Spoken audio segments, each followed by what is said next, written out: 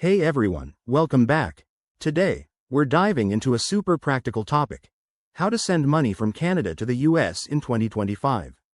Whether it's for family support, business deals, or online shopping, we've got you covered with the latest tips and methods.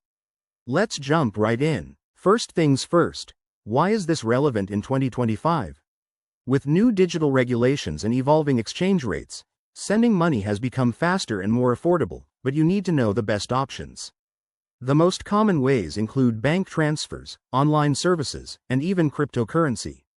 Starting with bank transfers, this is the traditional route. Head to your Canadian bank like RBC or TD, provide the recipient's US bank details, including their account number and routing code. Fees typically range from $20 to $50 CAD, and it might take 1 to 3 business days.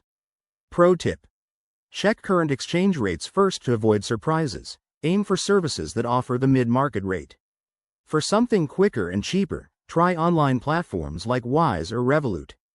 These apps let you link your Canadian bank account, enter the US recipient's info, and send money in minutes. Wise, for example, charges low fees, around 0.5 to 1%, and uses real-time rates, making it a favorite for 2025. If you're into tech, PayPal is another easy option. Just ensure both accounts are verified for instant transfers, though fees can be higher at 2 to 4%. Don't overlook cryptocurrency. In 2025, platforms like Binance or Coinbase make it simple to convert CAD to USD via crypto. It's fast and potentially fee-free, but remember, it's volatile, so only use this if you're comfortable with the risks. Finally, always prioritize security. Use two-factor authentication. Double-check recipient details, and stay aware of any Canadian or US regulations, like anti-money laundering rules. By choosing the right method based on your needs, you'll save time and money.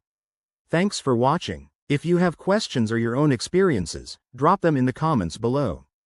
Don't forget to like and subscribe for more money-saving tips. See you next time.